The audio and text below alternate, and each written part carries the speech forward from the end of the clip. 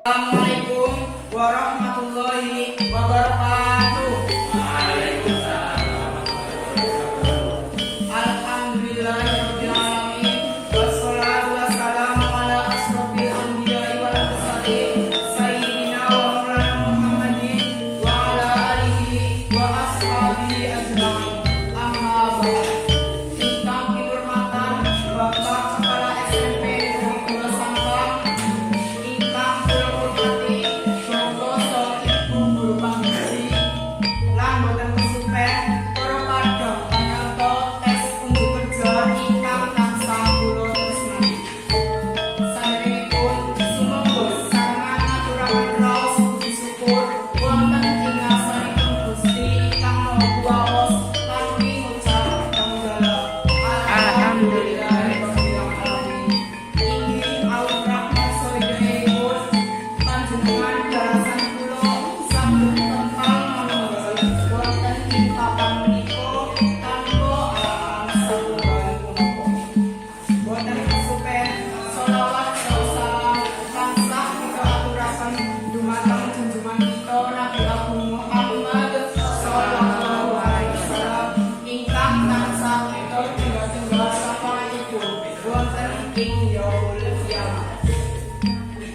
Saderengipun keterangan maning kula Noval Bisa Putra saking kelas 9L nomor absen kawan likur. Ing wekdal punika kula badhe ngaturaken sesorak kanthi irah-irahan muri-muri kabudayan Jawa. Kula minangka panyarta tes unjuk kerja keparengah matur wonten panjenengan sami. Gejalane kuno lawan sepi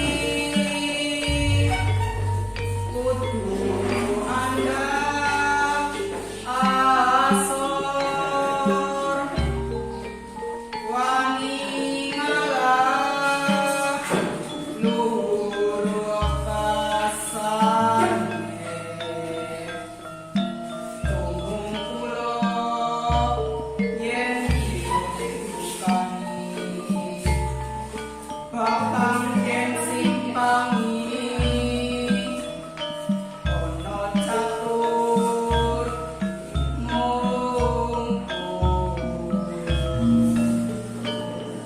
Bapak Ibu Guru Panggizi saha kadang ingkang tansah badhe mulia. Kala wau salah satunggaling tulodo Sekar Copat. Lumantar Sekar Copat menika kita saged muri-muri kabudayan Jawi ingkang boten raos sampun owah bisir mitut ilmu pengajian teknologi. Ing salebeting Sekar Copat menika ugi ngandhut piweling kautaman.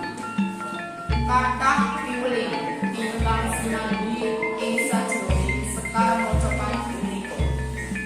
Pramila monggo kita sedaya mliginipun para kadang panjenengan saged mbudidaya masyarakat kabudayan Jawi lumantar Sekar Copat.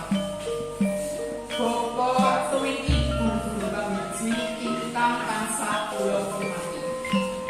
Sekar Copat menika salah satunggaling kabudayan Jawi ingkang awujud sastra. Kula pitados dinipun kadang Pareman remen sanget menawi dipunrangkul kangge nglestariaken kabudayan menika. Inggih kanthi cara ingkang sepisan ngawontenaken kagiatan ekstrakurikuler Sekar Copat ing saben-saben pawiyatan. Ingkang sama kali pamarintah daerah saged ngrangkul para dwija Bangkejawi ngawontenaken sarasean utawi abdi grampil Sekar Copat kangge para siswanipun. Kanthi mekaten kabudayan Jawi mliginipun Sekar Copat boten ical utawi boten katutup dening pewartaning jaman. Sumangga kita sedaya sami-sami bebendengan sayut sayopati masyarakat kabudayan Jawi. Bapak Ibu Guru Panggizi saha kadang ingkang tansah budaya minangka